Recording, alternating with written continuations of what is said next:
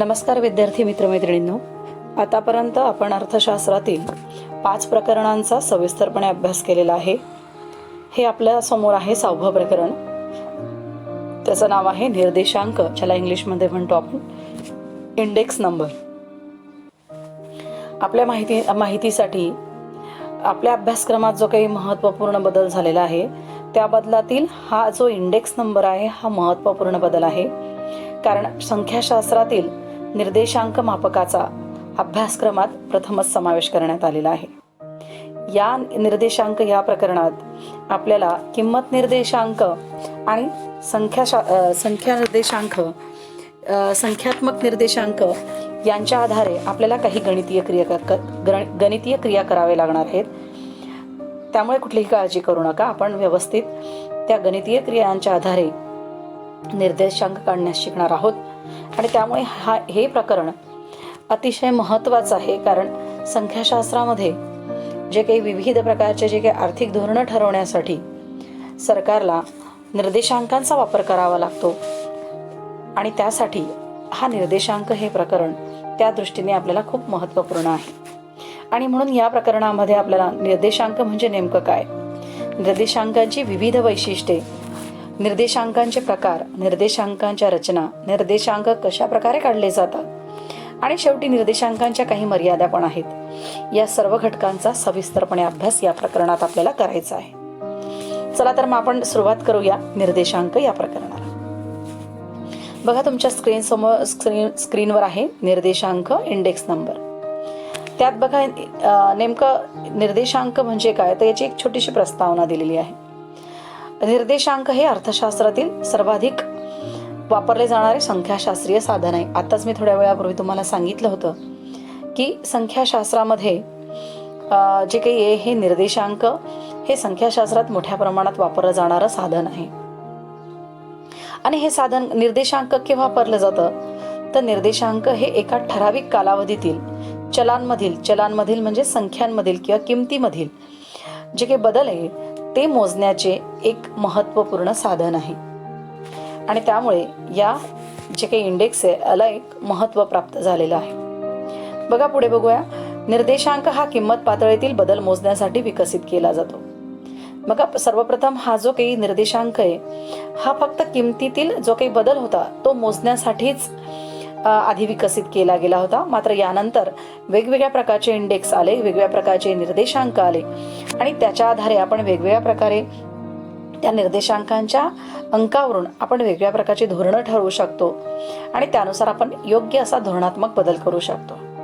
मग कशासाठी वापरलं जातं तर आपण आजच्या काळात भाग भांडवल बाजारातील ज्या काही किमती, भाग भांडवल म्हणजे शेअर बाजार, याच्यातील किमती, राहणीमानाचा निर्देशांक.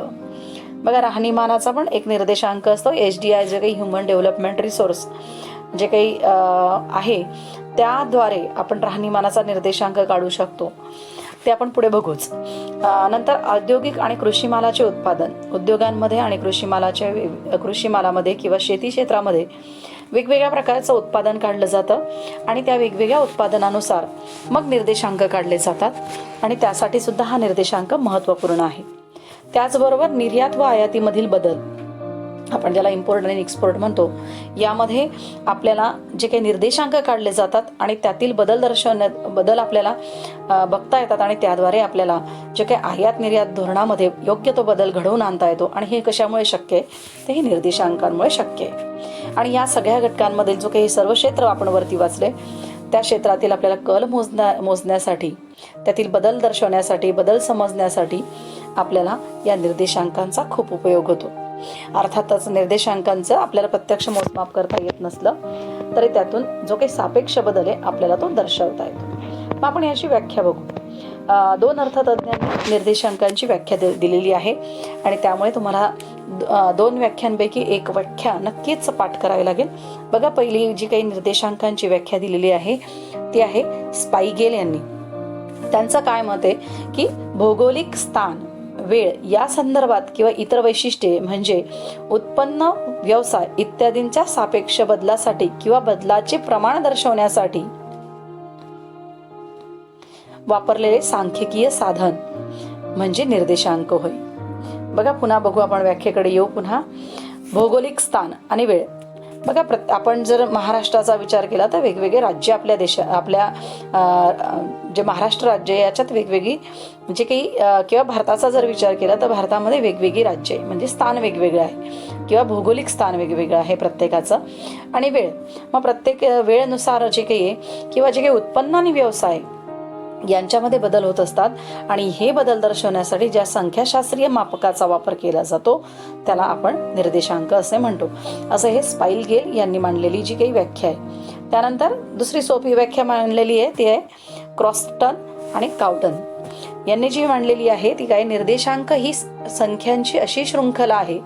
शृंखला म्हणजे माळा किंवा आपण त्याला माला म्हणू, की अशी माला आहे की जिथे संख्या असतात आणि तिच्या आधारे आपण या संख्यांच्या आधारे काल आणि स्थाल पदमालेतील बदलांचे मापन करता येतात. स्थळानुसार आणि कालानुसार जे काही वेगवेगळे बदल होतात आणि त्या बदलांचं आपण मापन करू शकतो. तर ते कशाच्या आधारे करू शकतो, तर निर्देशांकांच्या आधारे करू शकतो. आणि म्हणून त्याला आपण निर्देशांक असे म्हणतो. बघा, क्रॉस्टन आणि काउडन यांनी दिलेली व्याख्या पुन्हा आपण एकदा बघू. निर्देशांक ही संख्यांची अशी शृंखला आहे, शृंखला म्हणजे माला आहे की जिच्या आधारे काल व स्थान पदमालेतील बदलांचे मापन करता येते. आपल्याला काळानुसार आणि स्थळानुसार जे काही वेगवेगळे बदल आहेत ते बदल आपल्याला संख्येच्या आधारे काढता येतात. त्याला आपण काय म्हणतो, निर्देशांक असे म्हणतो. निर्देशांकांची आपल्याला वैशिष्ट्ये 4 मार्काला येतील. त्यावेळेला आपल्याला कुठलेही 4 जे काही निर्देशांकाची वैशिष्ट्ये लिहिली तरीही चालतील. त्यामुळे याच्यातले कुठलेही 4 वैशिष्ट्ये तुम्ही लिहू शकता. शॉर्ट नोट्ससाठी तुम्हाला विचारलं जाईल. बघा, आपण मग निर्देशांकांची वैशिष्ट्ये पाहू. निर्देशांकांची वैशिष्ट्ये. निर्देशांकाचं पहिलं वैशिष्ट्य आहे, निर्देशांक हे सांख्यिकीय साधन आहे. संख्याशास्त्र आहे म्हणून ते सांख्यिकीय साधन आहे. संख्यांच्याच आधारे आपण निर्देशांक काढू शकतो. जर आपण उदाहरण घेतलं तर आपण असं म्हणू शकतो की एका वर्षात जे काही आहे की गव्हाचं किती उत्पादन झालं, तर आपण गव्हाचं उत्पादन जे करणार ते क्विंटलमध्ये काढणार. आणि म्हणून मग क्विंटल हे कसं झालं, संख्या. आणि म्हणून निर्देशांक काढताना आपल्याला संख्याशास्त्राचा आधार घ्यावा लागतो, संख्येचा आधार घ्यावा लागतो. आणि म्हणून निर्देशांक हे एक सांख्यिकीय साधन आहे. हे त्याचं एक पहिलं वैशिष्ट्य. बघा, दुसरं वैशिष्ट्य आहे, निर्देशांक हे सरासरी काढण्याचे एक विशिष्ट साधन आहे आणि ते शेकडेवारी काढण्यास उपयुक्त ठरते. तुम्ही मागच्या इयत्तेमध्ये 8वी 9वी 10वी मध्ये सरासरी, ज्याला आपण ॲव्हरेज म्हणत होतो, ते तुम्ही काढलं होतं. ॲव्हरेज करताना आपण काय करत होतो की जे काही संख्या दिलेल्या होत्या त्या संख्यांची आपण काय करत होतो, बेरीज करत होतो. आणि त्या बेरजेला ते आपण त्या नंबर ऑफ याच्याने डिव्हाइड करत होतो, तर ते आपल्याला सरासरी मिळत होती. आणि निर्देशांकामध्ये पण आपल्याला अशाच प्रकारे जे काही आपण समजा की एखादा पेन आहे, त्या पेनाचे जे काही वर्षभरात जे प्रोडक्शन झालेलं आहे की त्यांची जी काही किंमत आहे त्यांची आपण काय करणार, त्या सगळ्या पेनांच्या किमतींची बेरीज करणार आणि नंबर ऑफ जे काही पेन असतील त्याला डिव्हाइड करणार. आणि त्यानुसार आपल्याला त्या संख्यांची काय मिळेल त्याच्यानुसार सरासरी मिळेल. आणि अशा प्रकारे म्हणून निर्देशांक हे एक तुम्ही जसं पुढे गणित सोडवणार त्यावेळी तुम्हाला ते अधिक स्पष्ट होईल. म्हणून जे काही निर्देशांकांचं दुसरं वैशिष्ट्य आहे की निर्देशांक हे सरासरी काढण्याचे एक विशिष्ट साधन आहे आणि त्याद्वारे आपण शेकडेवारी पण काढू शकतो. तिसरं वैशिष्ट्य जे काय आहे, एका विशिष्ट काळात किंवा 2 भिन्न काळात किंवा 2 भिन्न स्थानातील किंवा जास्त संबंधित चलाचे परिमाण मोजण्यासाठी निर्देशांक या सांख्यिकीय साधनाचा उपयोग होतो. बघा, थोडं आपण क्लिअर करू. एका विशिष्ट काळात म्हणजे एकाच वर्षामध्ये वेगवेगळ्या वस्तूंचं जे उत्पादन झालं असेल त्यांचा आपल्याला मोजमाप करता येईल. समजा आपण एका वर्षात गहू शेताच्या दृष्टीने, शेतीमालाच्या दृष्टीने विचार केला तर गहू, तांदूळ यांचं एकाच वर्षात झालेल्या उत्पादनाचा आपण निर्देशांक काढू शकतो. किंवा 2 भिन्न काळातील, 2 भिन्न काळ म्हणजे आता समजा या वर्षाचा गहू, या वर्षी होणारा गव्हाचं उत्पादन आणि मागच्या वर्षी होणाऱ्या गव्हाचं उत्पादन यांची आपण जेव्हा तुलना करू तेव्हा तो 2 भिन्न काळ होतील. किंवा 2 भिन्न स्थानातील, आता ते 2 भिन्न स्थान म्हणजे काय, समजा आपण राज्यांचा विचार केला तर महाराष्ट्र राज्यामध्ये होणारं उत्पादन आणि गुजरात राज्यामध्ये होणारं उत्पादन यांचा आपण तुलना करू शकतो. किंवा एक किंवा जास्त संबंधित चलाचे म्हणजे 2 राज्यांमध्ये वेगवेगळे जे काही उत्पादन आहे त्यांचा आपण काय करू शकतो, परिमाण मोजू शकतो, त्यांची क्वांटिटी मोजू शकतो.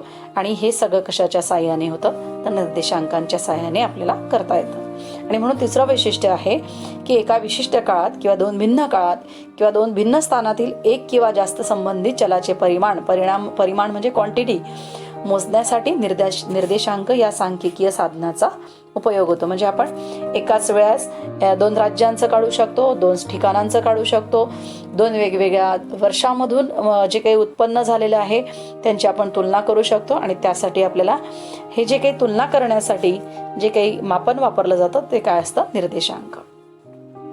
चौथं वैशिष्ट्य आहे, जो निर्देशांक एका चलाच्या साहाय्याने मोजला जातो त्याला एकीकृत निर्देशांक म्हणतात. म्हणजे फक्त एका चलाच्या साहाय्याने जेव्हा मोजला जातो त्याला एकीकृत निर्देशांक म्हणतात. आणि जो निर्देशांक चलाच्या गटातून तयार केला जातो त्याला संयुक्त निर्देशांक म्हटले जातं. म्हणजे ज्या वेळेला आपण असा विचार करू की एखादा निर्देशांक, आता इथे पुढे येणारच आहे उदाहरण, की जो काही ह्युमन डेव्हलपमेंट HDI आहे, ह्युमन डेव्हलपमेंट इंडेक्स, जो ज्याला आपण म्हणतो की मानव विकास निर्देशांक, हा काढण्यासाठी वेगवेगळे जे काही चल आहे म्हणजे त्या 3 गोष्टींचा समावेश केलेला आहे. शिक्षण, राहणीमान आणि जो काही तिसरा घटक आहे तो आहे ज्ञान किंवा शिक्षण. या 3 घटकांचा वापर करून जो काही निर्देशांक काढलेला आहे तो आहे HDI. लक्षात ठेवा तो काय आहे? HDI, ज्याला ह्युमन डेव्हलपमेंट इंडेक्स म्हटलं जातं. इंडेक्स म्हणजे निर्देशांक. मराठीत म्हटलं तर मानव जे काही मानव विकास निर्देशांक, डेव्हलपमेंट म्हणजे विकास, मानव विकास निर्देशांक जो काही आहे तो 3 गोष्टींच्या आधारे काढला. तो शिक्षण, राहणीमान आणि काय सांगितलं होतं मी तुम्हाला? शिक्षण, राहणीमान आणि निरोगी जीवन किंवा जीवनमान, या 3 आधारे काढला जातो. आणि म्हणून ह्या तिघांच्या आधारे काढला जातोय, त्याचा गट तयार केलेला आहे आणि म्हणून तो कशात समावेश होणार? संयुक्त गटात. आणि जेव्हा फक्त उत्पन्नच घेतलेलं आहे, एखाद्या गटाचा म्हणजे फक्त उत्पन्नाचाच विचार करायचा असेल, दुसरा कुठलाही संबंध किंवा राहणीमानाचाच विचार करायचा असेल, राहणीमानाचा इंडेक्स काढायचा असेल, राहणीमानाचा जेव्हा निर्देशांक काढायचा असेल तेव्हा तो फक्त एकच गटाचा विचार केलेला आहे आणि म्हणून त्याला एकीकृत निर्देशांक म्हटला जातो. आणि जे काही ह्युमन डेव्हलपमेंट जो काही इंडेक्स आहे हा 3 गोष्टींमुळे 3 गटांचा बनून केलेला असतो, जसं राहणीमान, शिक्षण आणि उत्पन्न, या 3 गटांचा एकत्रित विचार केला जातो. त्याला आपण म्हटलं तर संयुक्तिक निर्देशांक. अशा प्रकारे जो निर्देशांक एकाच चलाच्या आधारे काढला जातो त्याला एकीकृत निर्देशांक म्हटला जातो. आणि ज्यावेळेस गट तयार केला जातो 2 किंवा 3चा तेव्हा त्याला संयुक्त निर्देशांक असं म्हटलं जातं. अशा प्रकारे हा चौथा पॉईंट झाला. आता 5व्या पॉईंटकडे येऊ. निर्देशांक हा चालू वर्षासाठी तयार केला जातो. निर्देशांक हा दरवर्षी काढला जातो आणि त्यामुळे जे काही चालू वर्ष असेल त्या वर्षासाठी तो काढला जातो. मग त्याच्यासाठी मागील वर्षाचं जे काही नंबर ते इंडिकेट घेतले जातात आणि त्यावरून जो काही चालू वर्षाचा निर्देशांक आपण काढू शकतो. 6वं आहे, ज्या वर्षापासून बदल मोजले जातात त्याला मूळ वर्ष असे म्हटले जाते. म्हणजे समजा आपण असं ठरवलं की 2012 मध्ये जे काही 2012 जर वर्ष धरलं आणि 2020चा आपण जर निर्देशांक काढायचा असेल तर 2012 आणि 2020 या 2 निर्देशांकांचं जर आपण तुलना करणार असू तर मग आपण कोणतं वर्ष धरलं? मागचं 2012 वर्ष, ज्या वर्षापासून बदल मोजायचे. म्हणजे आपण असं कन्सिडर करू की समजा 2012 पासून तर 2015 पर्यंतचे जे काही आपल्याला वेगवेगळ्या प्रकारचे जे काही उत्पादनामध्ये जे शेती क्षेत्राशी उत्पादन आहे त्याच्यातले बदल दर्शवायचे असतील तर आपल्याला 2012 पासून तर 2000 जे काही 15 पर्यंतचं जर दर्शवायचं असेल तर जे पहिलं वर्ष धरणारे आपण ते कोणतं असेल? मूळ वर्ष. म्हणजे 2012 हे काय झालं? मूळ वर्ष. म्हणजे ज्या वर्षापासून बदल मोजायचे असतात त्याला आपण काय म्हणतो? मूळ वर्ष. त्याच्याच पुढचं आहे बघा 7वं, मूळ वर्षाचा किंमत निर्देशांक हा नेहमी 100 गृहीत धरला जातो. त्यानुसार चालू वर्षातील मूल्याप्रमाणे तो मोजला जातो. जे काही आता आपण धरलं होतं 2012 हा जे काही मूळ वर्ष धरलं होतं तर या मूळ वर्षाचा जो काही निर्देशांक हा नेहमी किती धरला जाईल? 100. पुढचं जे काही 8वा पॉईंट बघा, शेवटचा याच्यातला, अर्थव्यवस्थेतील कल व बदल मोजण्यासाठी निर्देशांकांचा वापर केला जातो. जे काही अर्थव्यवस्थेमध्ये जे काही इकॉनॉमिकमध्ये जे काही वेगवेगळ्या प्रकारचे बदल होतात ते बदल निर्देशांकांच्या द्वारे आपल्याला समजत असतात आणि त्याचा निर्देशांकांचा उपयोग केला जातो. आणि म्हणून त्या आर्थिक क्रियांचे वायुभारमापक याला जे काही आहे, याला दुसरं नाव जे काही म्हटलेलं आहे, याला निर्देशांकाला दुसरं जे काही नाव आहे ते आहे वायुभारमापक असं सुद्धा म्हटलं जातं. अशा प्रकारे जे काही 8 वैशिष्ट्ये आहेत, हे 8 वैशिष्ट्ये आपण कशाची बघितली? निर्देशांकांची. बघा, एकदा ओझरतं तुमच्या समोर, पुन्हा एकदा दाखवते. एक एक तुम्ही हळूवार वाचा. जे काही निर्देशांक जे आपण जी काही 8 वैशिष्ट्ये पाहिली, ती 8 वैशिष्ट्ये आपण आता समजून घेतली आहेत. तुम्हाला शॉर्ट नोटसाठी ज्या वेळेला अशा प्रकारचा प्रश्न विचारला जाईल की निर्देशांकांची वैशिष्ट्ये स्पष्ट करा, आणि तो जर 4 मार्काला असेल तर त्यातली फक्त कुठलेही 4 पॉइंट्स लिहिले तरीही चालतील. बघा, पुढच्या भागाकडे आपण येऊ. निर्देशांकात परिभाषेचा वापर. जे काही आपण निर्देशांक पुढे काढणार आहे, किंमत निर्देशांक आणि संख्यात्मक निर्देशांक आपण संख्येच्या सहाय्याने प्रत्यक्ष काढणार आहोत, त्यावेळी आपल्याला या परिभाषा जी काही आहे त्याचा उपयोग होणार आहे. बघा काय दिलेलं आहे. मूळ वर्ष. निवडलेल्या वर्षाची तुलना मूळ वर्षाशी केली जाते. ते वर्ष निर्देशित करण्यासाठी ओ हा प्रत्यय वापरला जातो. त्याला आपण जे काही आपण बघणारच आहोत त्याला PO म्हटलं जातं, म्हणजे मूळ किंमत. आणि चालू वर्षासाठी काय वापरलं जातं? P1. लक्षात ठेवा, मूळ वर्षासाठी काय वापरलं जातं? PO. ओ लावला जातो. आणि जे काही आहे चालू वर्षासाठी काय वापरलं? चालू वर्षासाठी काय वापरला जातो? 1. म्हणजे मूळ वर्षाला लिहिताना आपण काय लिहिणार?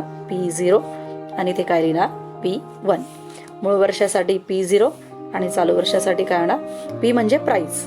Pचा अर्थ काय होतो? प्राइस. Price 0, price 1. जेव्हा मूळ वर्ष असेल तेव्हा PO आणि चालू वर्ष असेल तेव्हा P1. ओके, चला पुढे बघू आपण. तुम्हाला यावर्षी जो काही 25% सिलेबस कमी झालेला आहे, त्या 25% सिलेबसमध्ये हा पार्ट तुम्हाला परीक्षेला विचारला जाणार नाही.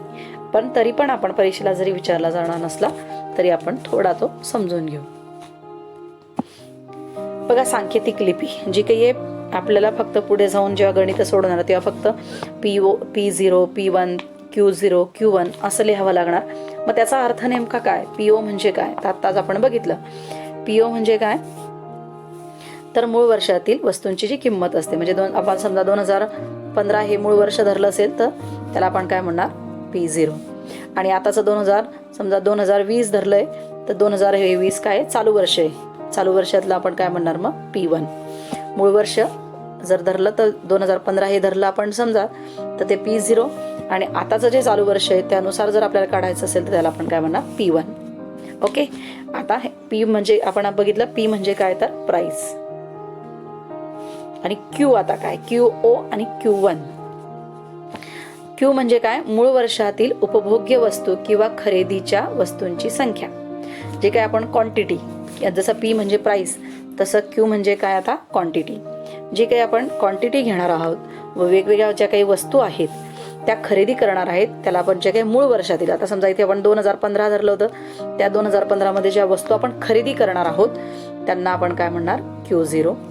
आणि 2020 मध्ये ज्या काही वस्तू आपण उपभोगणार आहोत किंवा घेणार आहोत त्याला काय म्हणणार आपण? Q1. ओके, Q म्हणजे क्वांटिटी आणि P म्हणजे प्राइस. अशा प्रकारे जे काही सांकेतिक जी काही लिपी आहे त्या आधारे आपल्याला PO, P1, Q0, Q1 या संकल्पना स्पष्ट होईल. परीक्षेला तुम्हाला याच्यावरचा प्रश्न विचारला जाणार नाही, पण आपल्याला हे जे काही पुढच्या गणितांसाठी कामाचं आहेत म्हणून या लक्षात ठेवा. आता पुढचा जो प्रकार आहे पुन्हा हा शॉर्ट नोट्सला तुम्हाला विचारला जातो 4 मार्काला. त्यामुळे जे काही निर्देशांकांचे जे 4 प्रकार आहेत ते 4ही प्रकार तुम्हाला सविस्तरपणे लिहावे लागतील. बघा, निर्देशांकांचे 4 प्रकार आहेत. निर्देशांकांचे 4 प्रकारांचा आपण बघू, अभ्यास करू. 4 प्रकारांमध्ये पहिला प्रकार जो काही आहे तो आहे किंमत निर्देशांक, दुसरा आहे संख्यात्मक निर्देशांक, तिसरा आहे मूल्य निर्देशांक आणि चौथा आहे विशिष्ट हेतू निर्देशांक. बघा, परीक्षेला पण तुम्हाला ज्या वेळेला असा प्रश्न येईल त्यावेळेला अशा स्वरूपात तुम्ही एक छोटासा चार्ट काढून आणि त्याचं सविस्तरपणे जर खाली उत्तर लिहिलं तर ते अधिक आकर्षक होतं आणि मग आपल्याला मार्क्स मिळायला सोपं जातं. आणि म्हणून जर प्रश्न आला तर अशा प्रकारे तुम्ही छोटीशी डायग्राम काढून त्याचं उत्तर लिहिलं तर ते अधिक सोयीचं होईल आणि अधिक सुरेख दिसेल. बघा, निर्देशांकांचा जो पहिला प्रकार होता तो आहे किंमत निर्देशांक. आपण सुरुवातीलाच पाहिलं की निर्देशांकांमध्ये वस्तूंमधील किंमत मोजण्यासाठी पहिला निर्देशांक जो तयार केला गेला त्याला किंमत निर्देशांक म्हणतात. आणि म्हणून पहिला निर्देशांकाचा जो प्रकार आहे तोही कोणता आहे तर किंमत निर्देशांक. बघा, किंमत निर्देशांक काय तर वस्तूंच्या ज्या काही वेगवेगळ्या किमती असतात मग त्यांच्यातील जे बदल असतात ते मोजण्यासाठी आपल्याला किंमत निर्देशांक उपयुक्त ठरतात. मग दोन भिन्न कालावधी दरम्यान पण आपल्याला वेगवेगळ्या वस्तूंची तुलना करता येते. मग याचं उदाहरण आपण घेऊ शकतो की समजा आपण एखादा पेन घेतला, समजा आपण एखादा या वर्षी जर पेन घेतला तर या वर्षाच्या पेनची प्राइस आणि मागच्या वर्षाच्या पेनची प्राइस याची आपण काय करू शकतो किमतींची तुलना करू शकतो. आणि हे कशाच्या द्वारे करता येईल आपल्याला किंमत निर्देशांकांच्या आधारे आपल्याला करता येईल.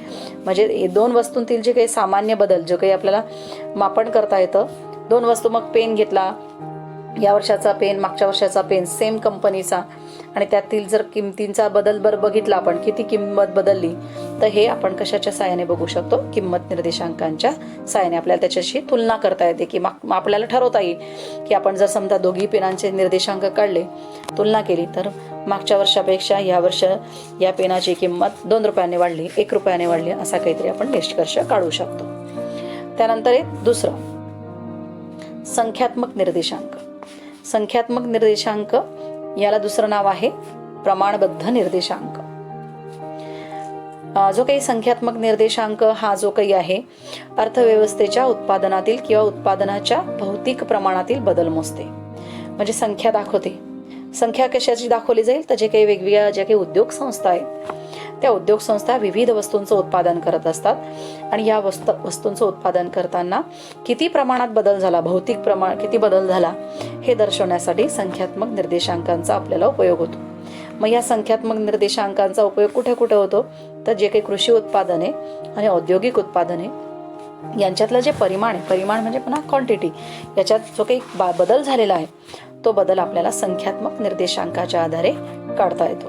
म्हणजे आपण इथे असं म्हणू शकतो की जर आपण समजा घेतला गहू, आता कृषीचा विचार केला तर गहूचं 2019 मध्ये असणारं उत्पादन आणि 2020 मध्ये असणारं उत्पादन यांची आपण काय करू शकतो तुलना करू शकतो. आणि यांच्या जो काही इंडेक्स काढला आपण निर्देशांक काढला त्याच्यावरून आपल्याला तुलना करणं सोपं जातं. म्हणजे आपण तुलना करता येईल की 2019 पेक्षा 2020 मध्ये गहू जास्त होता किंवा कमी होता किंवा प्रमाण सारखं होतं असा काहीतरी आपल्याला त्याच्यावरनं निष्कर्ष काढता येतो. आणि त्याच्यामुळे आपल्याला त्याचे जे परिमाण आहे त्याची क्वांटिटी आहे त्याच्यातला आपल्याला नक्की बदल समजतो. जसं कृषी क्षेत्राचं आहे तसं औद्योगिक उत्पादनामध्ये पण वेगवेगळ्या हजारो वस्तू उत्पादित केल्या जातात आणि त्या उत्पादित केलेल्या वस्तूंमध्ये जे काही क्वांटिटी आहे संख्या आहे ती पण आपल्याला याच्याद्वारे संख्यात्मक निर्देशांकाच्या आधारे मोजता येते. त्याच्यानंतर तिसरा जो निर्देशांक आहे हा सर्वाधिक महत्त्वाचा निर्देशांक मानला जातो तोच आहे मूल्य निर्देशांक. आधी आपण सर्वप्रथम मूल्य म्हणजे नेमकं काय ते समजून घेऊ. मूल्य हे दोन गोष्टींचा गुणाकार असतो. कोणता कसला तर किंमत आणि परिमाण. आता किंमत म्हणजे प्राइस इथे दिलेलं बघा त्याचं सूत्र दिलेलं आहे याला आपण शॉर्टकट मूल्य म्हणतो. मूल्य म्हणजे काय तर प्राइस आणि क्वांटिटी संख्या वस्तूंची संख्या आणि किंमत यांचा जर गुणाकार केला तर त्याला आपण मूल्य म्हणतो. मग आता आपण याचं एक एक्झाम्पल बघू उदाहरण घेऊ. समजा एका पेनाची किंमत 5 रुपये आहे आणि एका पेनाची किंमत 5 रुपये आहे याची झाली काही प्राइस आणि अशा 5 रुपये पेनाची जी काही आहे क्वांटिटी जी संख्या आहे ती 10 आहे. मग यांचं एकूण मूल्य किती झालं 10 5 50. मग हे झालं मूल्य. ओके आलं लक्षात तुम्हाला. मूल्य कसं काढलं तर price into quantity P into Q. Price म्हणजे किंमत आणि Q म्हणजे परिमाण किंवा क्वांटिटी यांचं मल्टिप्लिकेशन केलं यांचा गुणाकार केला तर आपल्याला मूल्य त्या वस्तूचं काय मिळतं मूल्य मिळतं. आणि त्या दृष्टीने मूल्य निर्देशांक हा महत्त्वाचा आहे. बघा हे मूल्य निर्देशांक हा चलाच्या मूल्यातील जे काही बदल आहे रुपयाच्या स्वरूपात मोजमाप करता येतो. जसं आपण काढलं होतं की एका पेनाची किंमत दिली होती आणि त्या पेनाच्या जे काही संख्या होती त्यांचा गुणाकार केला तर ते आपल्याला रुपयाच्या स्वरूपात त्याचं उत्तर मिळालं. नंतर हा निर्देशांक किंमत आणि परिणाम या दोन्हींमधील बदलांचे एकत्रीकरण करतो. किंमत पण बदलली तरी दाखवतो आणि परिमाण पण बदलले, त्याची संख्या बदलली तरी ते आपल्याला दाखवतो. आणि म्हणून हा अधिक महत्त्वपूर्ण आहे. म्हणजे जे काही दोन आपण वरती पाहिले, संख्यात्मक जे काही निर्देशांक आणि किंमत निर्देशांक, त्यामध्ये मूल्य निर्देशांक हा महत्त्वपूर्ण आहे. का महत्त्वपूर्ण आहे? तर याच्यात किंमत पण दर्शवली जाते आणि याच्यात परिमाण पण दाखवले जातात, क्वांटिटी पण दाखवली जाते, आणि या दृष्टीने मूल्य निर्देशांक या महत्त्वपूर्ण आहे. तिसरा जो काही आहे, शेवटचा जो काही आहे, विशिष्ट हेतू निर्देशांक. काही विशिष्ट हेतू डोळ्यासमोर ठेवून जेव्हा निर्देशांक तयार केले जातात तेव्हा त्याला विशिष्ट हेतू निर्देशांक म्हणतात. मग याच्यामध्ये कोणकोणत्या निर्देशांकाचा समावेश होतो? तर यामध्ये आयात निर्यात निर्देशांक, श्रम उत्पादकता निर्देशांक आणि शेअर किमतींचा निर्देशांक. जे काही शेअर किमती ज्या काही असतात, शेअर मार्केट जे आपण पाहिलं, बॉम्बे एक्सचेंज मार्केट जे काही आहे, आणि बॉम्बे स्टॉक एक्सचेंज मार्केट आणि राष्ट्रीय शेअर बाजार जो काही नॅशनल स्टॉक एक्सचेंज, या यामध्ये जो काही किंमत, शेअरच्या वेगवेगळ्या किमती दर्शवल्या जातात, त्यासाठी निर्देशांकांचा काय केला तो वापर केला जातो. एक विशिष्ट हेतू डोळ्यासमोर ठेवलेला असतो आणि त्यामुळे यांना जो काही की शेअर किमतीचा जो निर्देशांक असतो तो विशिष्ट हेतू निर्देशांक म्हणून पण काय केला तो ओळखला जातो. अशा प्रकारे जे काही 4 प्रकार आहेत निर्देशांकांचे, ते अतिशय महत्त्वाचे आहेत.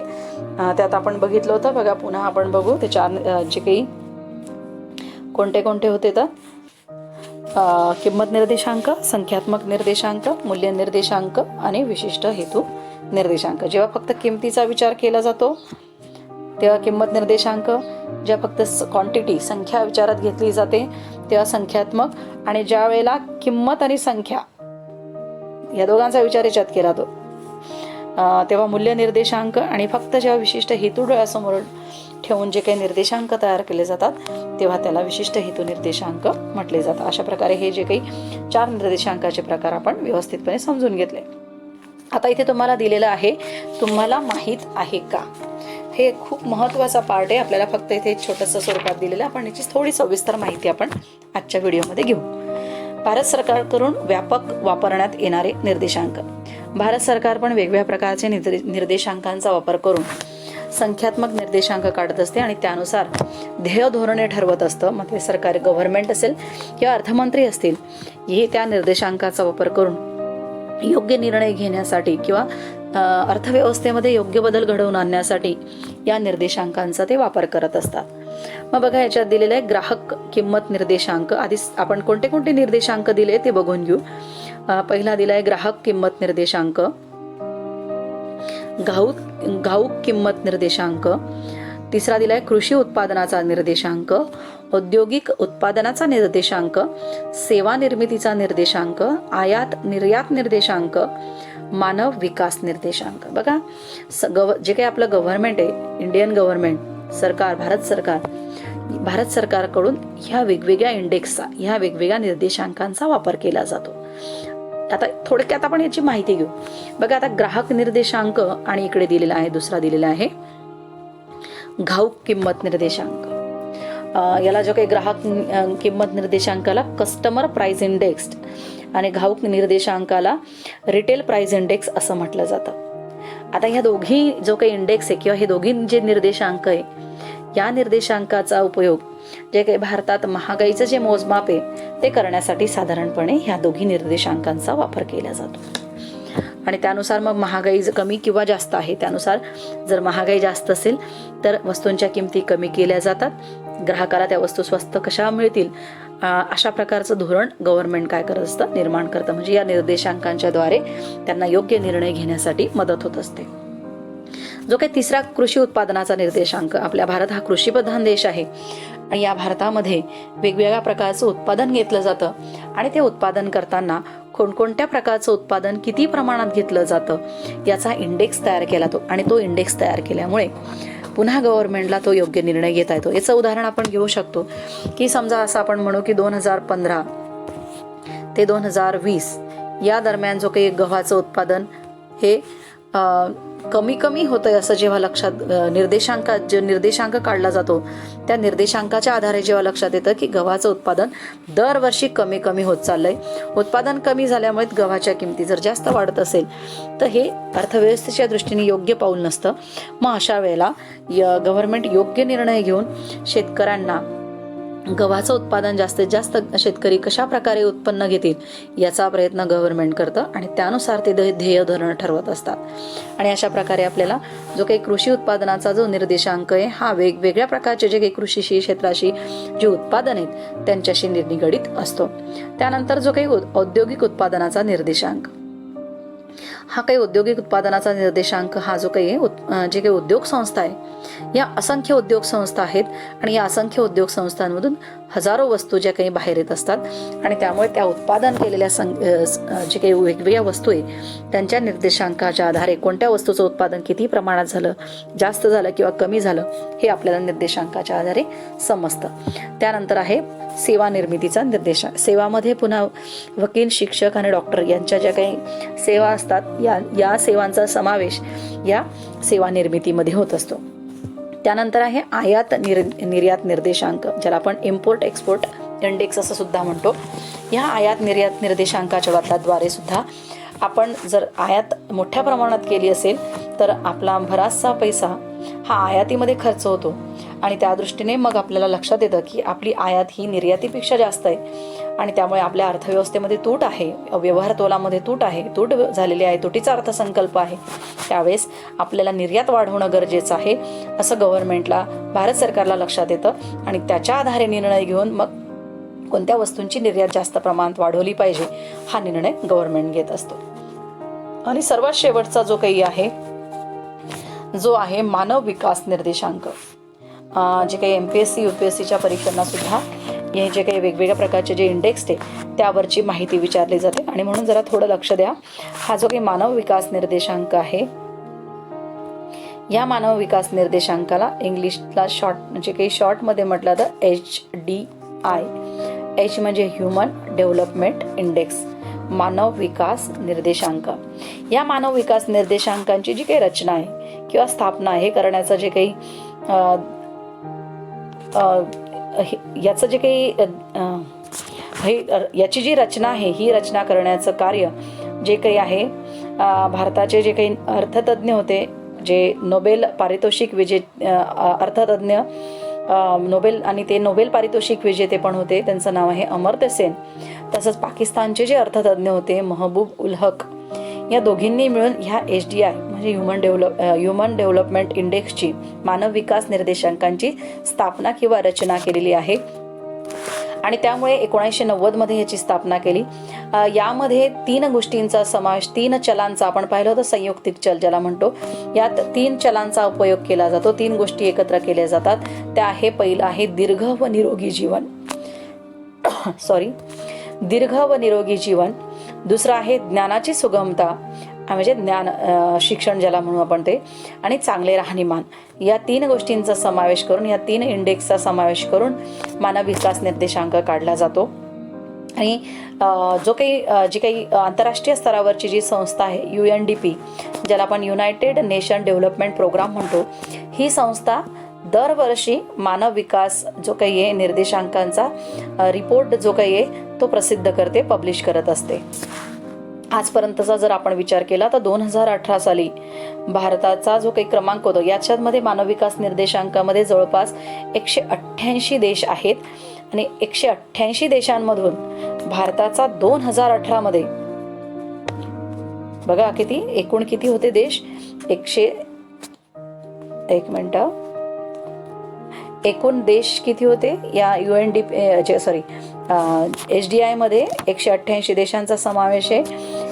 188 देशांमध्ये 2018 मध्ये भारताचा जो काही मानव विकास निर्देशांकामध्ये जगामध्ये 188 देशांमध्ये भारताचा 129वा नंबर लागला होता.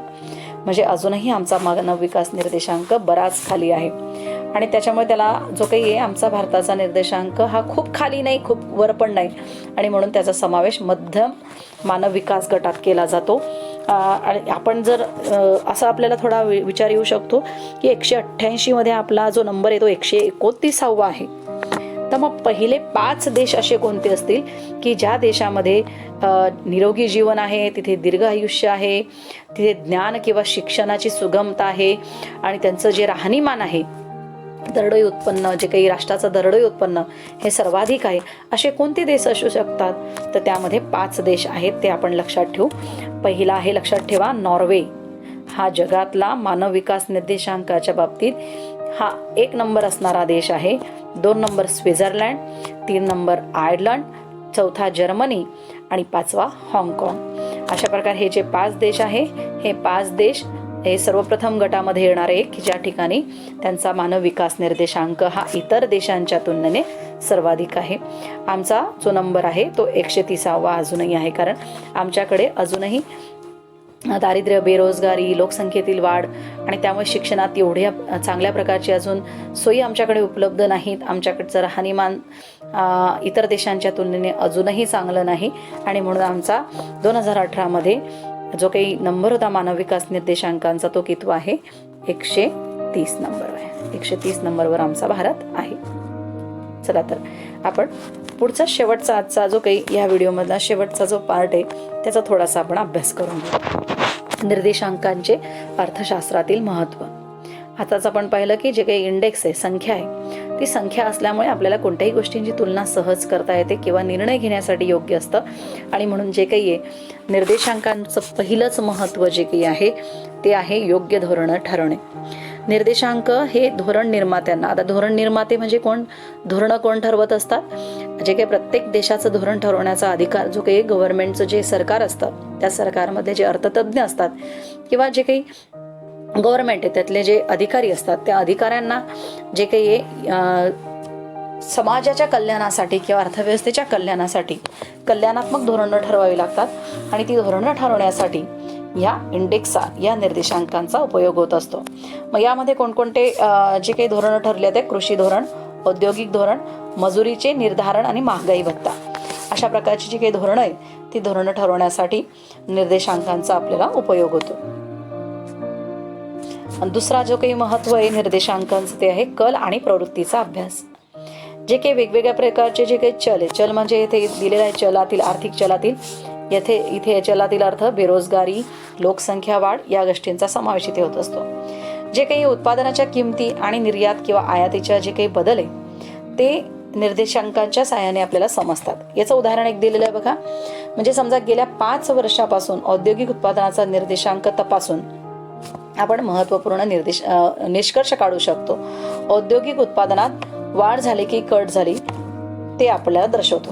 म्हणजे आपल्याला काय की कल प्रवृत्ती समजते की आपण उद्योगांचं जे काही आपण संख्यात्मक निर्देशांकांच्या द्वारे आपण जर काढली की एखाद्या वस्तूचं उत्पादन कमी झालं किंवा एखाद्या वस्तूचं उत्पादन 5 वर्षापासून कमी होतंय किंवा जास्त होतंय हे आपल्याला त्याच्या साहाय्याने कळतं आणि त्यानुसार मग एखाद्या वस्तूचं उत्पादन जर खूप जास्त वाढलं असेल तर ते कमी करणे आणि ज्या वस्तूंचं उत्पादन खूप कमी प्रमाणात केलं जातंय आणि त्या जीवनावश्यक आहे तर त्या वस्तूंचं उत्पादन काय करावं लागतं? वाढवावं लागतं. अशा प्रकारे आपल्याला कल आणि प्रवृत्तीचा अभ्यास या निर्देशांकांच्या आधारे समजतो.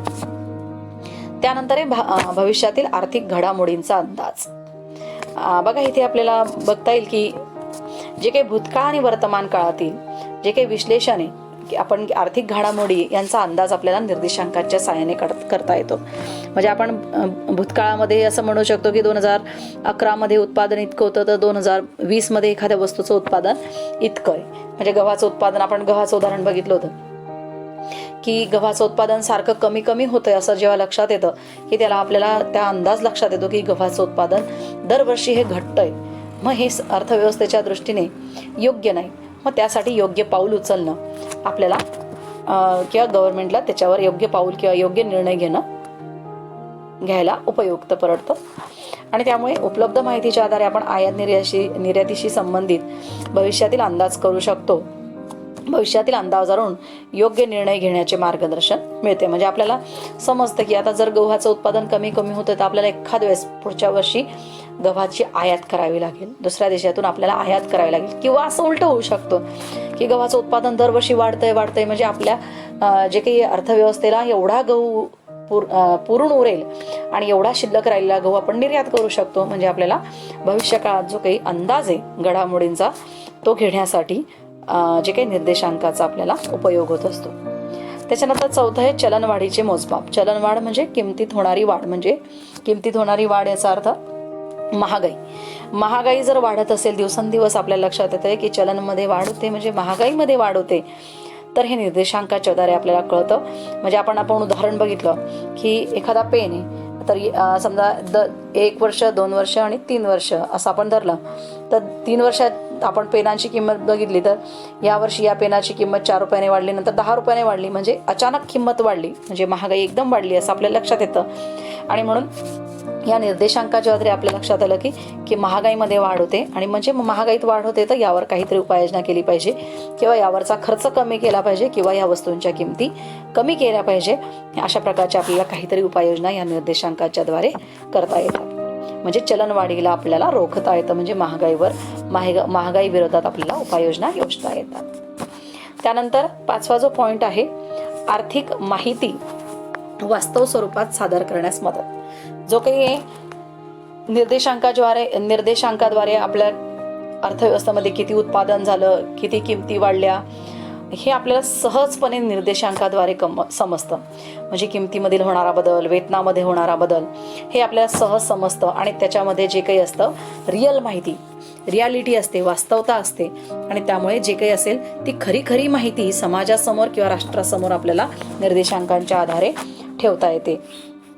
यामुळे काय होतं, यामुळे ही माहिती स्थिर किमतीला सादर करण्यास मदत होते. जी काही किमती असतात त्या किमतीला, जी काही चालू किंमत आहे त्या किमतीला कशा प्रकारची चालू किमतीला जी काही माहिती आहे ती वास्तव स्वरूपात आपल्याला सादर करता येते.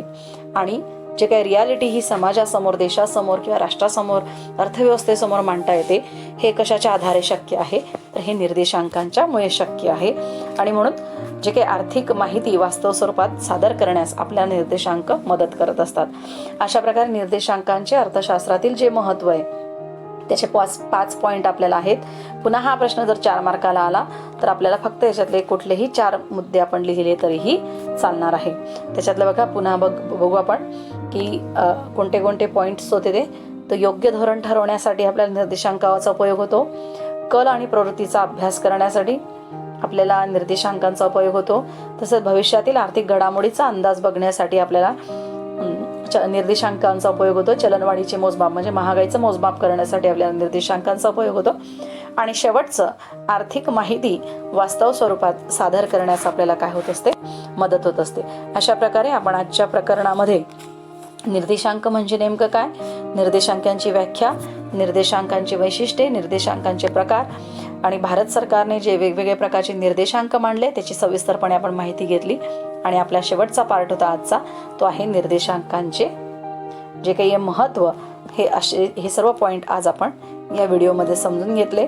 पुढच्या व्हिडिओमध्ये या प्रकरणाचा जो राहिलेला भाग आहे त्याचा आपण अभ्यास करू. तोपर्यंत जे काही हे पॉईंट्स आहेत हे तुम्ही क्लिअर करण्याचा प्रयत्न करा आणि आपल्या वहीत व्यवस्थित लिहून ठेवण्याचा प्रयत्न करा. तोपर्यंत पुन्हा पुढच्या व्हिडिओमध्ये आपण भेटूच. तोपर्यंत धन्यवाद.